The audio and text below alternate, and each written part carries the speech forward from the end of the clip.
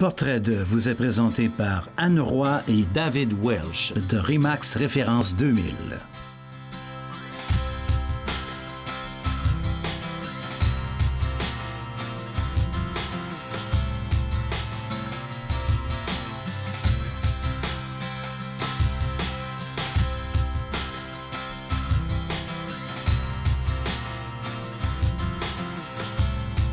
Mesdames et messieurs, bonsoir. Bienvenue à notre émission Portrait 2. Alors, comme tous les mois, nous recevons Madame Anne Roy et Monsieur David Welsh de Remax. Et aujourd'hui, on va parler des servitudes.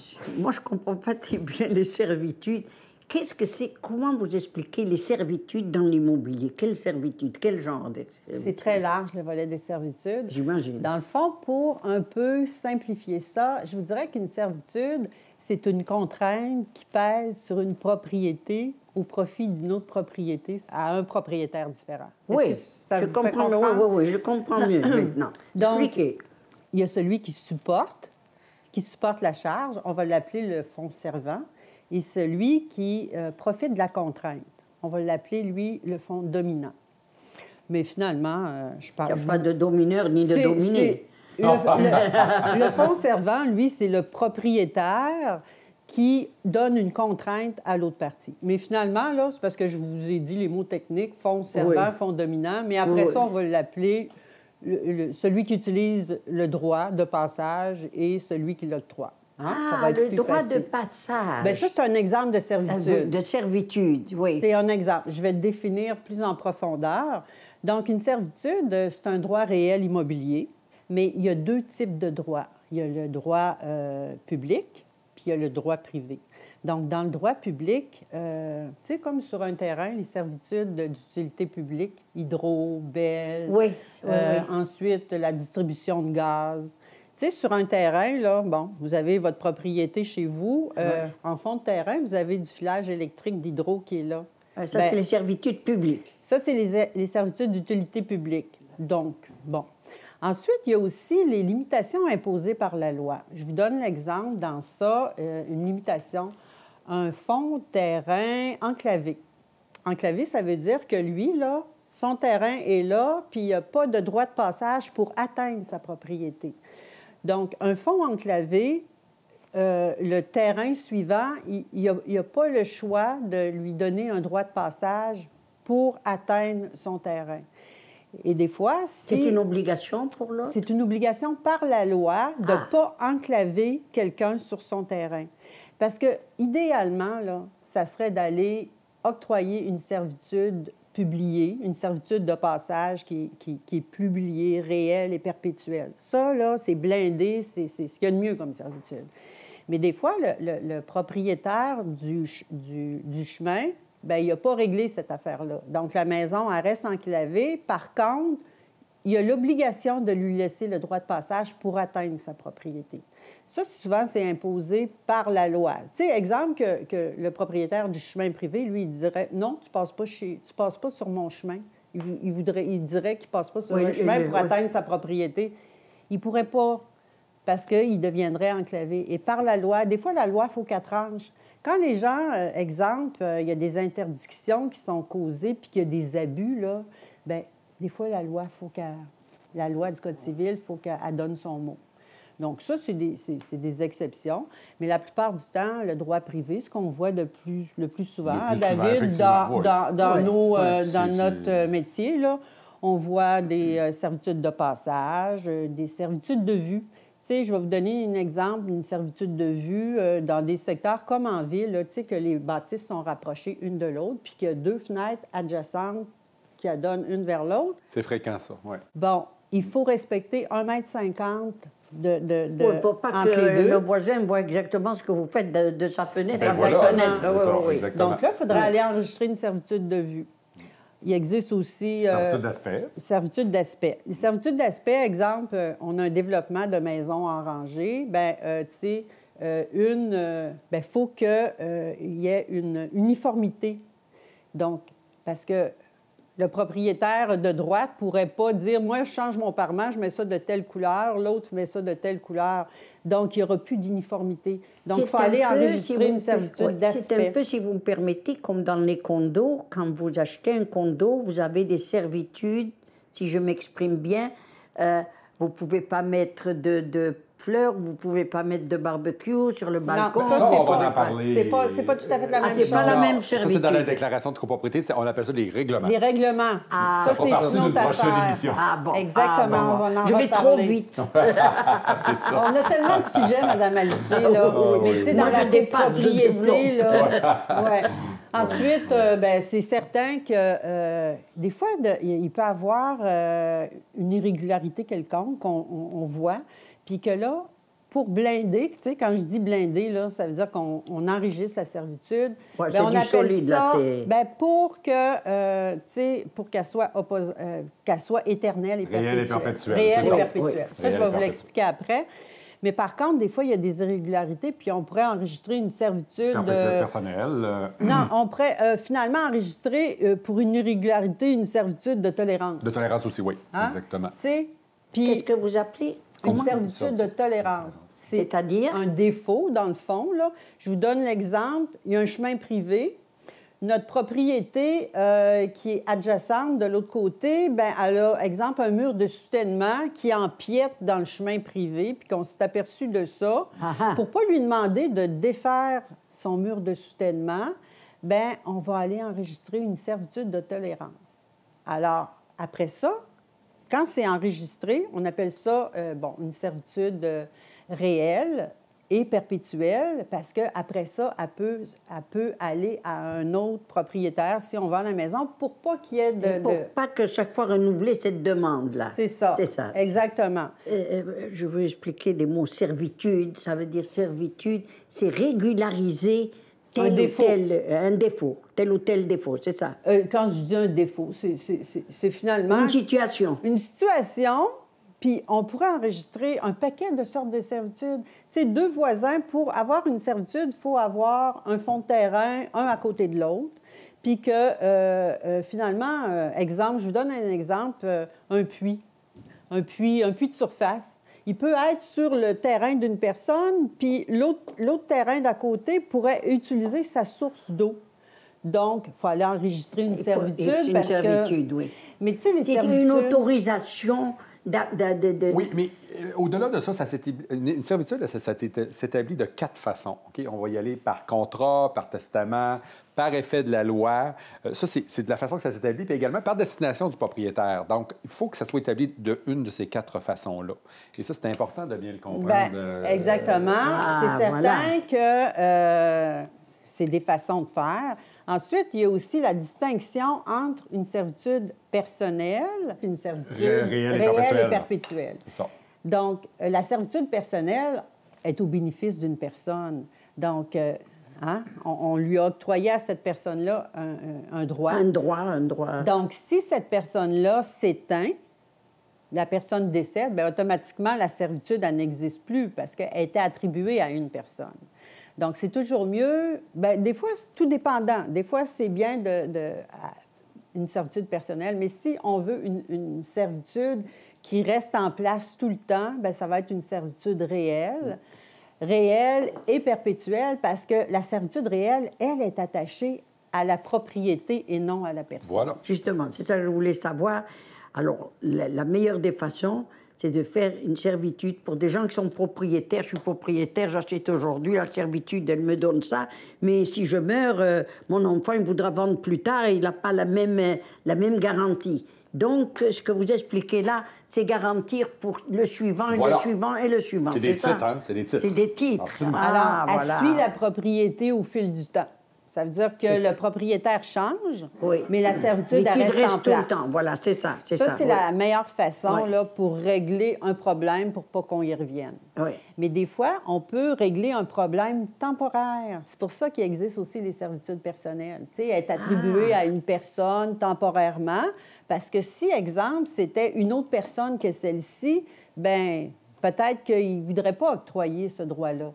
Donc, faut analyser le besoin. Dans chaque cas, il y a une loi différente. Exactement. Ou une façon différente, plutôt. Pas une loi, va... mais plus une servitude différente. Une servitude, oui. Oh, oui parce on y que... va avec le besoin. Le besoin. Oui, hein? exactement. Puis, je vous donne aussi l'exemple. C'est sûr que quand on octroie, exemple, un droit de passage sur le propriétaire du terrain, il donne un droit de passage à quelqu'un. Bien, ça se transfère, là. Puis, on met cette propriété-là en vente. Bien, c'est certain que pour d'aucuns, dire qu'il y a quelqu'un qui passe sur ton terrain, ça peut être contraignant. Donc des fois... l'acheteur, lui, il va demander, est-ce que ce droit-là, il va mettre approprié aussi, c'est ça? Bien, pour l'acheteur qui achète la maison du vendeur... Ah oui, il va vouloir savoir s'il a ce droit-là aussi. Bien, lui, il devient propriétaire. Donc, effectivement, il devient le fonds servant. Donc, comme on disait tantôt, c'est lui, après, qui va octroyer un droit de passage à quelqu'un d'autre. C'est quelqu'un d'autre qui va utiliser son chemin. Mais par contre, il y a des personnes, là, qui ne veulent pas que personne passe sur leur terrain. Donc, alors, ça peut faire en sorte que ça peut diminuer l'intérêt des gens pour cette propriété-là. Voilà, c'est ça. S'il n'y a pas ce droit de passage-là. Ce qui est important de spécifier dans une propriété, c'est ce que j'allais dire. Nous, en tant que courtier, là, hein, on disait votre toujours qu'on a des devoirs... d'instruire les gens sur ces choses-là. Des devoirs de renseignement. Oui. Puis, pour le savoir, si cette propriété-là a des servitudes, il faut lire l'acte. Il faut lire l'acte de vente quand on inscrit une maison sur une propriété. C'est un acte notarié. Quand on va prendre une maison en inscription... C'est enregistré. C'est l'enregistrement qui est fait. Au registre foncier, tout ça. Donc, c'est dans l'acte de vente. C'est inscrit. Mais nous, il faut les lire, ces titres-là. Il faut les lire pour, si on veut, informer le futur acheteur, parce qu'il y a plusieurs sortes de servitudes. De là, votre spécialisation dans votre métier, de toutes ces choses-là qu'il faut savoir réellement. Mais oui. Imaginez, j'achète la maison, je ne peux pas passer dans le chemin si je ne suis pas au courant. J'ai acheté comme ça. Et cette servitude-là, elle ne m'est pas accordée. Donc là, je vais devoir faire... et peut-être je gagne et peut-être je ne gagne pas. De là où il faut avoir des gens vraiment professionnels en la matière, hein? Exactement. Puis des fois, là, tu sais, bon, il y a des propriétés que... On parlait tout à l'heure de terrain enclavé. Des fois, il y a des propriétés, là, il n'y en a pas de servitude d'enregistrer. Puis si, exemple, la personne qui a acheté, là, qui est derrière, puis que son courtier ne l'a pas avisé qu'il n'y avait pas de servitude d'enregistrer, puis il est rendu chez le notaire, pensez-vous que pour lui, là, c'est un gros préjudice? Oui, extrême. Extrême. Il sait qu'il va pouvoir passer sur le terrain de l'autre parce qu'il ne peut pas être enclavé. Mais par contre, s'il avait su avant... qu'il aurait fait le nécessaire pour ne pas avoir tous ces problèmes-là qui s'en viennent avec ça. Mais peut-être même qu'il n'aurait même pas acheté. La lecture des documents, il ne faut pas juste les lire, il faut les comprendre. Hein? Oui, c'est ça. De toute façon, on peut lire et pas comprendre. Qu'on est conscient des conséquences. Parce que des fois, les conséquences, comme Anne vient de dire, quand on arrive chez le notaire, c'est une autre histoire, là. Hein? Et des fois, il est trop tard, là, ou sur le bord d'être trop tard. On a beaucoup de démarches d'avancée.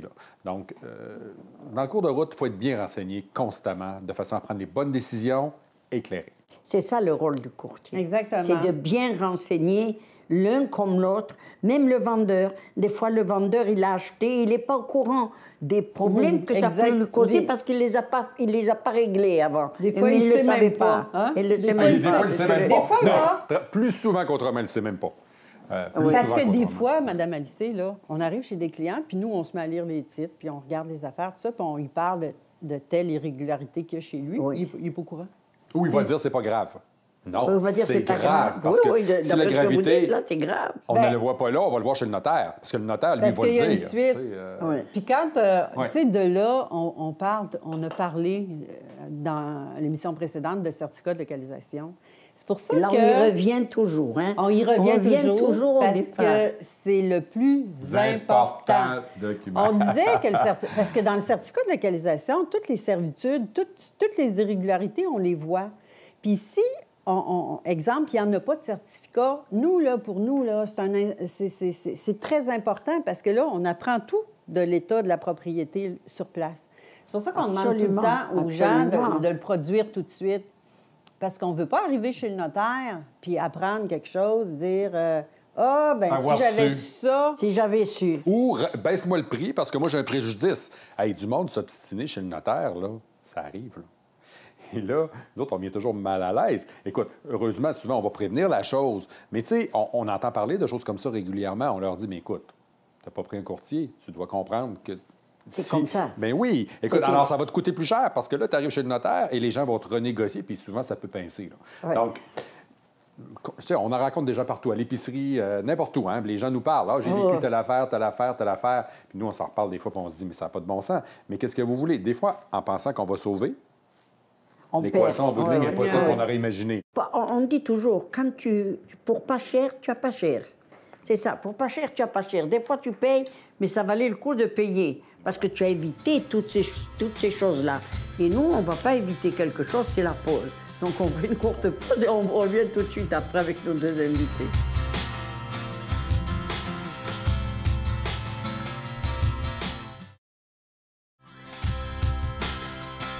Alors, nous revoilà avec nos invités. On parle toujours de courtage en immobilier. David, je voudrais vous demander, payer un courtier, c'est pas une dépense. Je dirais, moi, que c'est un investissement plutôt qu'une dépense. Bien, absolument, dans le sens que je pense qu'on a largement discuté là, depuis quelque temps dans nos différentes émissions. Je pense que vous êtes à même de constater que, tout d'abord, c'est vraiment un investissement dans le sens qu'on est bien renseigné et on est encadré tout le long du processus. Bon, alors, première des choses, les gens ne sont pas laissés par eux-mêmes et il faut comprendre que c'est une des décisions les plus importantes de notre vie, l'achat et la vente d'une propriété. Oui. Au même titre que quand on planifie notre retraite avec un planificateur financier, je pense que si on y va par soi-même, on a une planification qui est personnelle, mais qui ne donnera peut-être pas les mêmes rendements. Alors, c'est la même chose au niveau de l'achat ou la vente d'une propriété. Bien être conseillé dans le processus, ça fait qu'on évite de faire des erreurs qui peuvent parfois être très coûteuses. Je compare toujours ça, et on l'a déjà mentionné, au fait d'aller chez le dentiste. Bon, on ne peut pas se réparer une dent par soi-même, hein? Alors on fait appel à un professionnel. Et ça, c'est dans différentes choses. On peut se couper les cheveux par soi-même, ou on peut aller chez le coiffeur pour se faire couper les cheveux. Oui. Alors... ça va être mieux. Bien, ça va être mieux, généralement. Alors, écoutez, d'abord, nous, je dis toujours que quand on arrive chez le client, d'abord, il faut bien évaluer la propriété. Hein? Oui. Donc, souvent, les gens vont me dire, « Ouais, mais mon voisin vend tel prix, lui. » Mais ton voisin, est-ce qu'il a vendu? Non. Alors, comment tu penses que ça va se finir, sa transaction? Entre le prix qu'il demande actuellement puis le prix qu'il va vendre en bout de ligne, hein, des fois, il y a des grosses marges. Alors, dans la première émission, lorsqu'on s'est rencontrés, on avait parlé donc, de tout ce que ça comportait, l'évaluation d'une propriété. Hein? On arrive, on doit se préparer avant d'arriver. L'évaluation municipale, comme on a dit, n'est pas gage du prix qu'on va demander. Le homestaging, les irrégularités, l'état de la propriété. Alors, c'est toutes des choses qu'on doit regarder avec le vendeur avant même de penser établir un prix. Donc, puis ça, là-dessus, nous autres, on s'est déjà préparés avant d'arriver, à savoir, c'est quoi le climat économique dans lequel on est, qu'est-ce qui s'est vendu dans le secteur, qu'est-ce qu'il y a à vendre, qu'est-ce qu'il y a à vendre aussi dans un périmètre plus éloigné, parce que les gens magasinent. Récemment, j'étais avec des gens qui sont venus voir un condominium que j'avais à vendre dans le Ménil, mais qui magasinaient aussi sur Beauport. Alors, le Bourgneuf et Beauport, c'est deux mondes. Donc, quand je parle du périmètre éloigné, les gens comparent et on doit voir qu'est-ce qu'on a à vendre. Est-ce qu'on a besoin d'améliorer notre produit et toutes ces choses-là. Là. Donc, ça, c'est un élément, l'évaluation. Ensuite de ça, la vente de la propriété. Bon, nous, la vente de la propriété, c'est tout ce que ça comprend, la mise en vente d'une maison, mais aussi les protections qu'on offre. On a parlé des protections de tranquillité et toutes les sortes de protections qu'on peut offrir, exemple, la lecture du certificat de localisation, la vente sans garantie légale, toutes ces choses-là qu'on doit acheminer à l'acheteur, les servitudes, toutes ces choses-là. Donc, ça fait partie de la mise en vente. Les photographies, s'assurer que, bon, un élément, des fois, peut changer tout dans une photo. Alors, moi, j'assiste le photographe. Souvent, je vais lui dire, bien, prends ta photo de telle façon, maximise la vente de la maison le plus possible. On va enlever telle affaire, on va rajouter telle affaire. Alors, c'est toutes des choses qu'on offre, mais qui ne sont pas nécessairement vues, mais qu'on offre. Également, votre propriété, elle est vue sur Centris. Bon, Centris, là, c'est pas compliqué. C'est comme ça héberge tous les courtiers immobiliers, peu importe leur agence immobilière. Que ce soit Sutton, La Capitale, Royal-Lepage, Remax, peu importe, on est tous là-dessus. Alors, Quand on Toutes fait les nos bannières propriétés sont là. confondues sont Ouais, ouais. sur Centris. tous. Alors, quand on vient pour acheter une propriété, avec l'exemple que je travaille avec un client acheteur, bien, je vais aller sur Centris pour voir la propriété qui est disponible. Donc, on regarde l'ensemble des propriétés qui sont disponibles dans le réseau du courtage. Hein, Parce qu'on ne veut pas limiter. On ne veut pas limiter notre client. On regarde de façon Voilà. comme ça. On ne veut pas limiter nos non, clients. pas juste. Ben non, pas juste les maisons de Remax. On Parce regarde que les maisons sinon, de tous on limite nos notre collaborateurs. Ah, très bien. Alors ça, les gens ne savent pas ça. Mais Centris héberge tout ça. Et c'est exclusif aux courtiers. Donc, quand on parle, pourquoi qu'on rémunère un courtier? Mais entre autres, c'est pour être sur Centris. On a cette exclusivité-là. Et on rejoint tous les courtiers qui travaillent avec des acheteurs et on voit également tous les vendeurs. Donc, c'est méconnu du public, ça. c'est Très bien. méconnu. Par contre, je fais une parenthèse, David, parce que sur Centris, là, les gens qui regardent par eux-mêmes, là, ils ont accès à Centris eux aussi, mais dans une autre forme. Dans Le une autre Centris des vision, dans courtiers, une autre optique, je dirais même.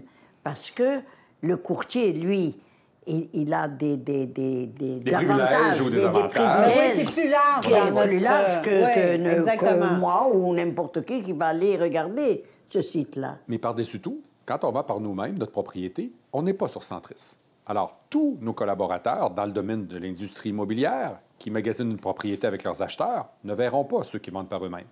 Alors, vous comprenez l'importance, quand on parlait des frais de payer un courtier, ça fait partie des avantages qu'on a.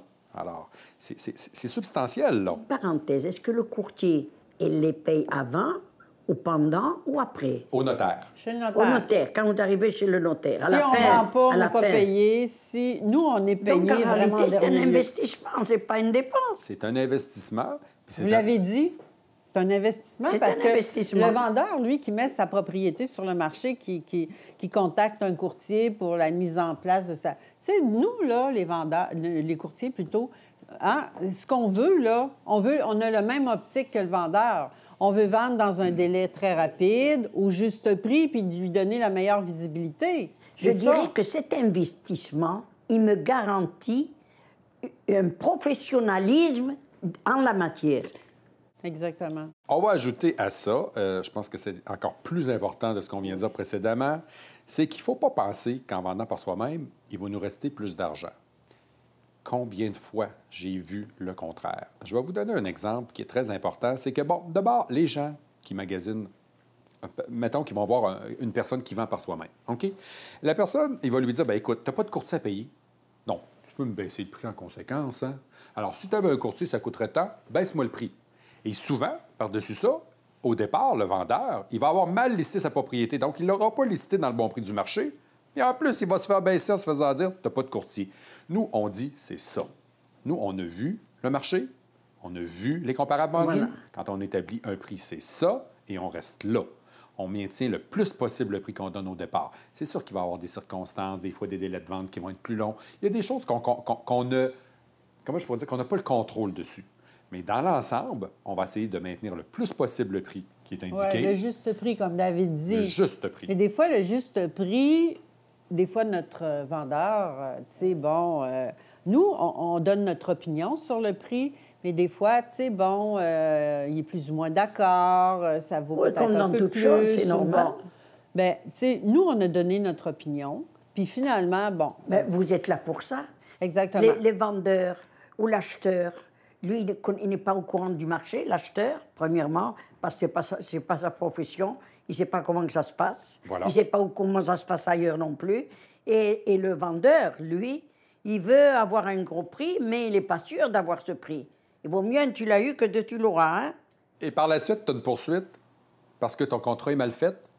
En Donc, plus. tu oui. as mal établi le prix de ta propriété au départ, tu t'es fait négocier parce que les gens t'ont dit que tu n'as pas de courtier, puis en plus, tu te fais poursuivre parce que tu as mal fait ton contrat ou que tu as oublié quelque chose. Est-ce qu'en bout de ligne, tu as vraiment sauvé une commission? Des fois, tu as oublié parce que tu voulais, mais tu as oublié aussi parce que tu ne savais pas.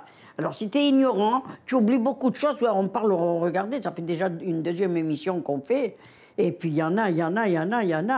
Je pensais jamais dans l'immobilier, c'était... À tous les jours, on rencontre des choses, on trouve ça technique. Alors, imaginez-vous, quelqu'un qui n'a jamais touché à ça, combien de gens d'un certain âge que je rencontre qui me disent « Mais mon Dieu, on pensait jamais que c'était si élaboré. » tout ce que vous avez à faire. Surtout qu'aujourd'hui, je m'excuse de vous couper, très important.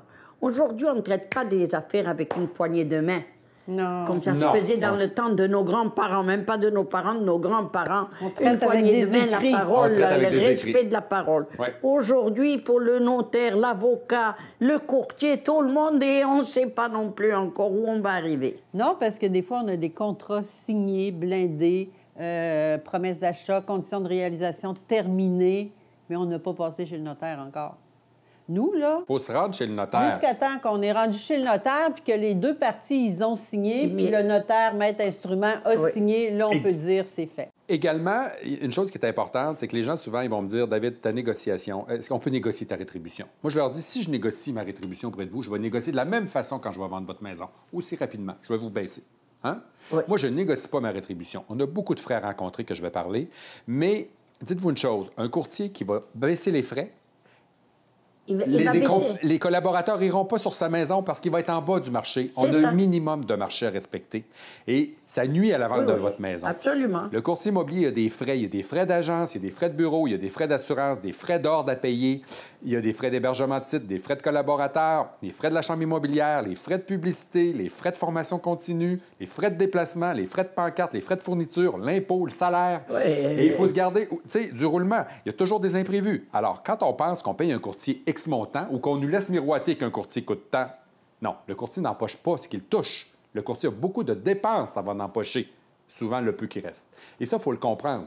La majorité des courtiers, là, se font un salaire. Ils ne font pas ce qui est miroité au niveau de plusieurs publicités. Moi, je dis, c'est une profession, il faut aimer. Il faut aimer les gens, il faut aimer les contacts humains pour faire cette profession-là, parce que tel que le disait David, il a tout à fait raison, un courtier ne vient pas millionnaire, hein? Et il vend seulement des maisons, ou il le fait acheter par un, ou il fait vendre par l'autre. Mais quelqu'un qui est passionné par ce qu'il fait. Exactement, peu importe ce qu'on fait. Voilà, son prix, il n'a pas de valeur.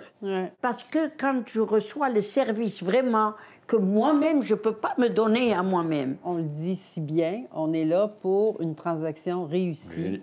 Oui. En toute quiétude. Alors, vraiment, c'est très intéressant. Nos émissions sont de plus en plus intéressantes avec vous. On apprend beaucoup de choses que l'on ne savait pas, mais on va en savoir toujours de plus en plus. D'ailleurs, justement, à ce sujet, de quoi va-t-on parler à la prochaine émission? Oui, notre prochaine émission, on va traiter de la copropriété, divise et indivise.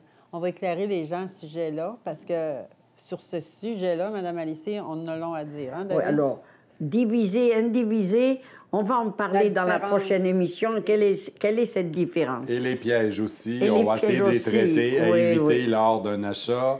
C'est pour ça que je vous fais confiance. Qui sont substantiels aussi. Je vous fais confiance. Merci à tous les deux. Merci mille fois d'être venus aussi gentiment nous renseigner comme ça. Merci à vous deux. Bonne route. Merci à vous toutes d'être aussi fidèles à cette émission. Je vous donne rendez-vous la semaine prochaine avec une autre émission. Portrait 2 vous a été présenté par Anne Roy et David Welch de RE/MAX Référence 2000.